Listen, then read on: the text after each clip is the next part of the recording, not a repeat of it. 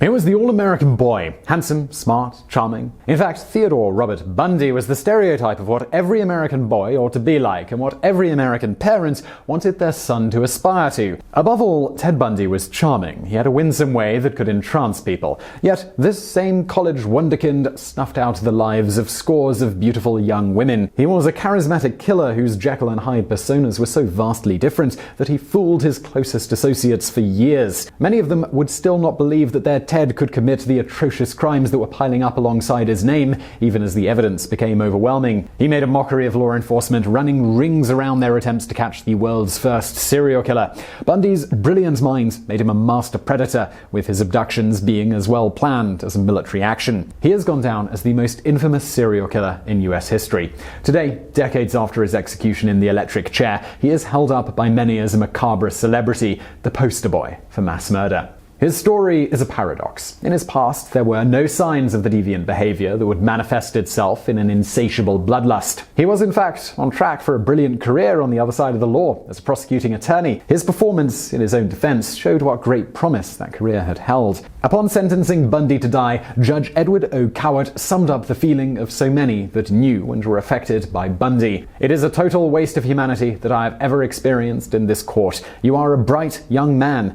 You'd have made a good lawyer. I'd have loved to have had you practice in front of me. But you went another way, partner." As we examine Bundy's story, we get closer to answering the question of why he chose the way he did. But then again, even with this analysis, we may never really know. Just before we get started with the Biographics video today about Ted Bundy, if you like this sort of darker stuff, definitely check out friend of the channel. There's another channel called Criminally Listed. Go check it out. You'll find a link to it in the description below. Loads of darker stuff like this on that channel. And let's get into it.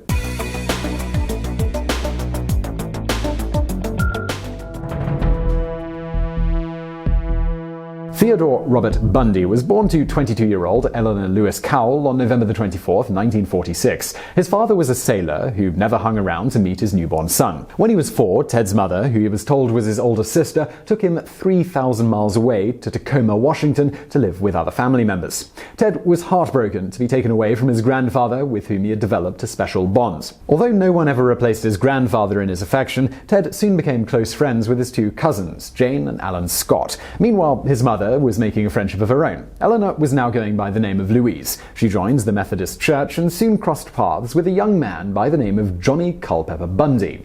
Johnny Bundy stood only 5 foot tall. He was a cook and came across as a shy and reserved kind of guy. But Louise sensed that he was kind and dependable. Soon, a romance had blossomed.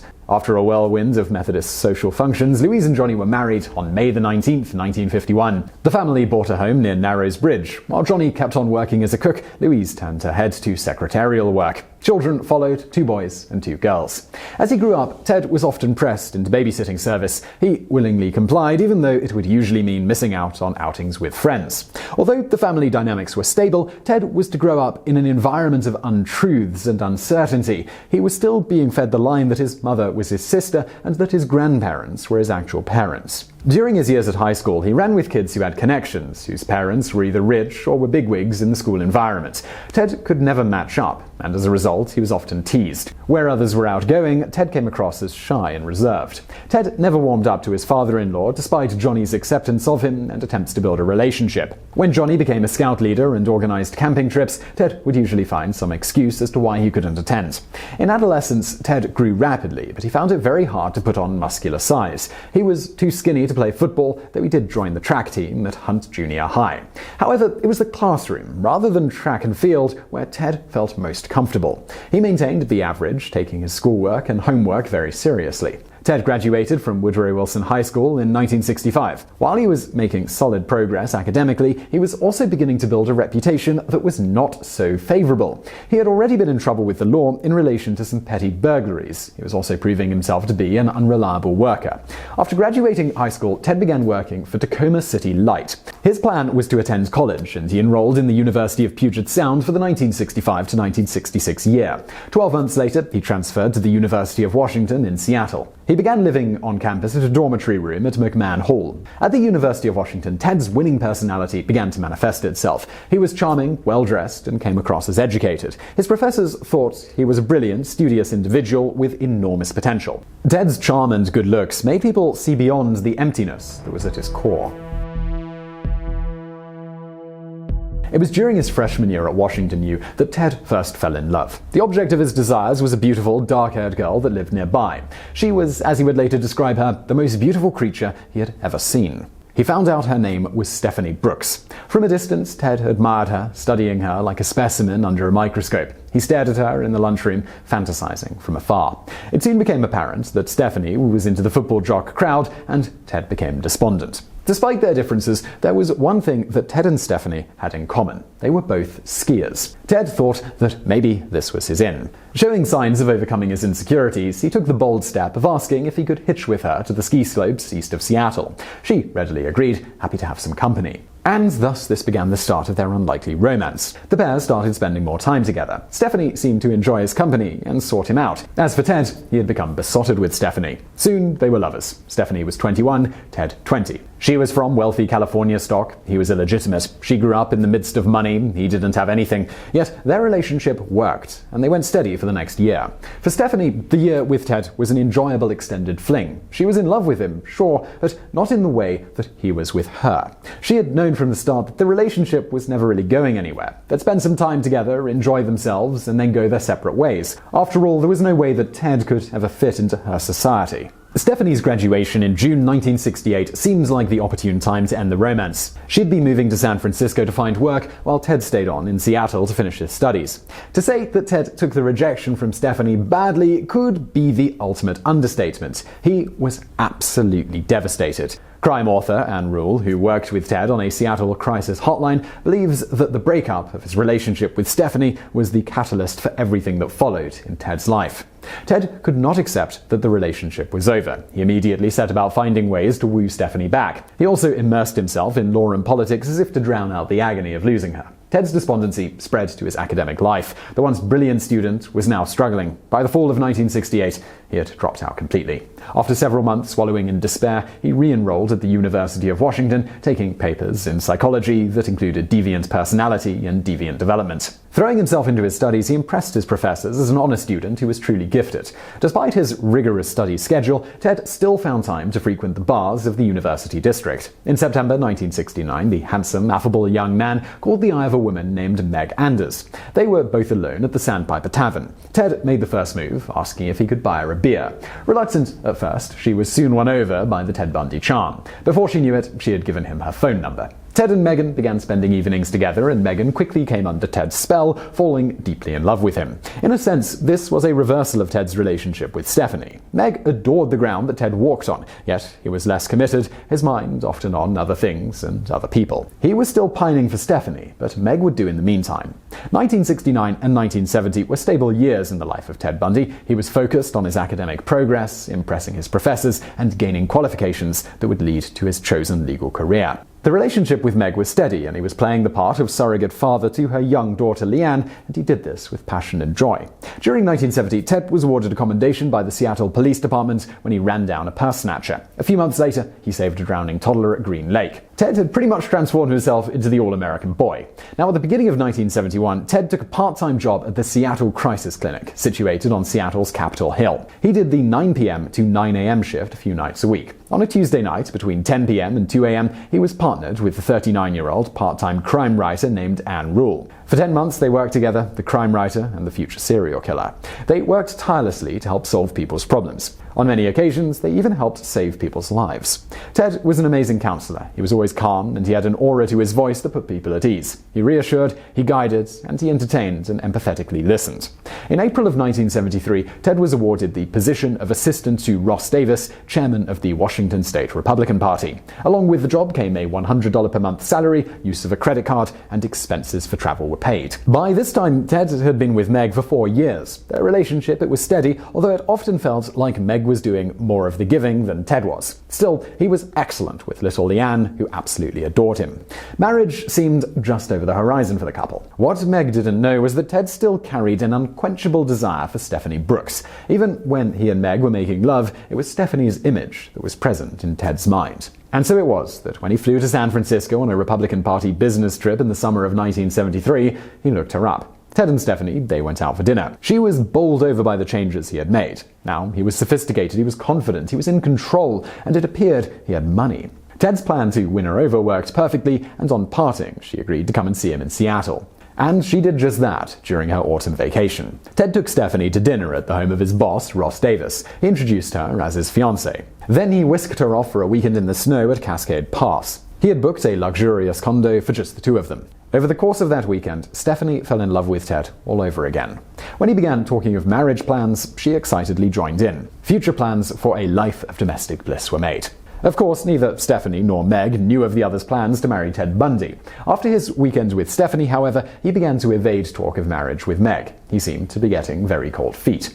Towards the end of 1973, Ted managed to coordinate his two love lives so that he could wine and dine Stephanie more liberally. He brought her to Seattle, and they dined at various restaurants throughout Chinatown. Strangely, though, Stephanie was sensing that something was different. Ted was becoming less affectionate. He stopped talking about marriage plans. He confessed that he had been having an affair with another woman and that she had ended up having an abortion. He was becoming cold, clinical, and uncaring towards Stephanie. He didn't even buy her a Christmas present. Despite her attempts to get to the bottom of his strange change in attitude, Stephanie was unable to discover why Ted had become so cold toward her. He simply wouldn't let her in. When she flew back to San Francisco at the start of the new year, Ted appeared to be glad to be getting rid of her. Stephanie waited for Ted to reach out for an explanation as to why he had turned, but it never came. In February of 1974, she phoned him, angrily demanding an explanation. He simply hung up on her. And with that, Stephanie would never again speak to Ted.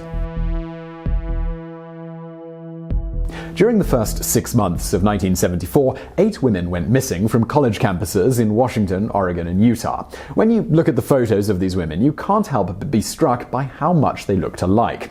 They all had small frames, long hair that was parted in the middle, and were good looking. Every one of them resembled Stephanie Brooks. As the case files mounted, the killer left no trace. Investigators were surprised and immensely frustrated that a man could commit such brazen abductions and leave absolutely no trace of evidence in his wake. Indeed, each attack would be slightly more brazen than the last. The abductor would snatch girls who were in closer proximity to others, almost as if he was daring anyone to stop him.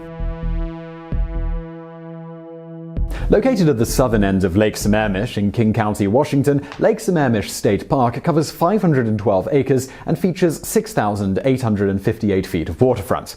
The level landscape features buttercup-filled pastures and is dotted with trees. In the summer of 1974, it was a popular bathing spot and sunning spot for thousands of local residents. Lifeguards patrolled and there was a ranger's hut on site. On July 14, 1974, Lake Sammamish was packed with in excess of 40,000 people who were eager to make the most of the glorious summer weather. Among the throngs of sunseekers on that day was an attractive woman who was sunbathing by herself on the beach. No sooner had she settled into a tanning session than she looked up to see a man towering over her. He was wearing a white t-shirt and jeans, and his right arm was in a cast. "Excuse me, I'm sorry to bother you," he began. "I was wondering if you could help me out." The girl looked over at him. He was good looking and seemed somewhat nerdy to her. She didn't sense any danger from him. "Help you out with what?" she asked. He then knelt down beside her and explained that he needed to launch his sailboat, but couldn't do it with his cast on. He offered to take her for a ride in the boat, and he was exceedingly charming. Yes, she would go with him, she said. As they were walking to where the man said his sailboat was, he offered his name, Ted. It was about this time that the girl got cold feet. She begged off, saying that her parents were waiting for her. 2 other young women at the lake that day, they weren't so lucky. 23-year-old Janice Ott and 18-year-old Denise Naslund went along with Ted and were never seen again. Ted had dramatically upped the stakes. Not only had he freely given his name to a potential victim, but he had approached at least 6 women on that Sunday afternoon in broad daylight. Clearly, he was feeling invincible. There was nothing that the bungling law enforcement officials could do to stop him. He was far too clever for them. Police, they were able to produce a composite sketch of Ted based on the statements of the eyewitnesses. This was circulated up and down the country. 3,500 tips poured in from the public. The police compiled a list of potential suspects named Ted. Bundy's name was on that list, but it had more than 2,000 people on it.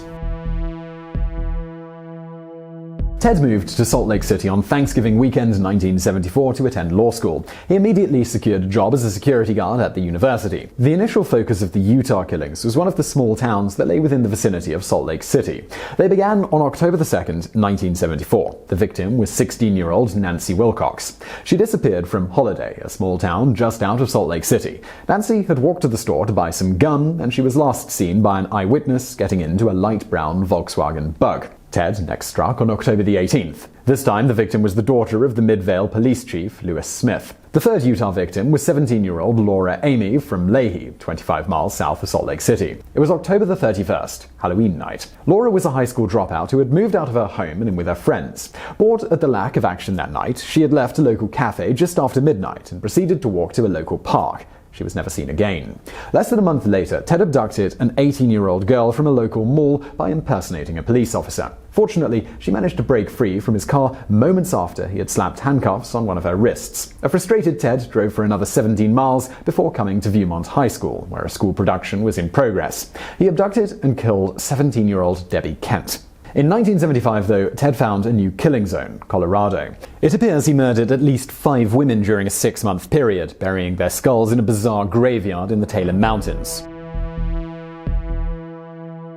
In the early morning hours of August 16, 1975, the police finally caught up with Ted Bundy. A minor traffic violation led to a search of his car, which produced a burglar's kit complete with handcuffs and rope. The authorities were soon able to connect the dots, and charges of aggravated kidnapping and criminal assault were brought against him. He was found guilty and sentenced to 1 to 15 years. For the police, this was just the start. They now set about building a case to hold Bundy accountable for the trail of bodies that he'd left in his wake. Ted was adamant that he would defend himself in the upcoming trial and was given access to the Aspen Law Library to do research. During a visit at the law library on June 17, 1976, Bundy managed to slip out of a second-story window. He went straight for the local riverbank. He took off his courtroom outfit to reveal a second set of clothes underneath. He then brushed himself off and calmly walked back to the center of town. As the police rushed to set up roadblocks, he whiled away his time browsing in stores. It was classic Bundy. After a week on the run, he was recaptured, only to break out again 6 months later. This time he was able to evade recapture and set out for Florida. He set himself up in the vicinity of Florida State University. For over a year, he managed to control his urges until, on the night of January 14, 1978, his demons were unleashed in an orgy of violence that left 2 girls dead and 2 more horribly beaten at the Chi Omega sorority house. Over the following weeks, Ted continued his rampage, killing a 14-year-old girl and attempting to abduct another. The girl, the daughter of a police detective, helped police produce an identikit picture, and that, along with a series of mistakes on Ted's part, led to his recapture on February 15, 1978. This time, there would be no escape. After a lengthy trial in which he defended himself, Ted Bundy was found guilty of murder and sentenced to death in the electric chair. He spent a decade appealing the decision, but was finally executed on January 24, 1989. By that time, the Bundy phenomenon had grown, with a legion of mainly female fans who had fallen in love with Ted and wrote passionate love letters to him. It seems that they conveniently forgot that he was one of the most cold-hearted killers in history. So I'm not going to ask whether you enjoyed that video, definitely one of our darker ones, but if you did find it interesting, please give it a thumbs up below. Also, if you're looking for more great content like this, there's another channel I'd like to recommend. They're friends of this channel and of Top 10s as well. They're called Criminally Listed. You can find a link to them in the description below. So go check them out. Also, see some of our videos from the archive over there on the right. And as always, thank you for watching.